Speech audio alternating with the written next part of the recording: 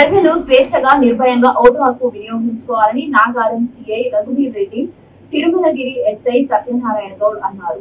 తిరుమలగిరిలో CI ఆధ్వర్యంలో CISF సమస్యాత్మక గ్రామాల్లో పోలీసుల కవాతు నిర్వహించారు.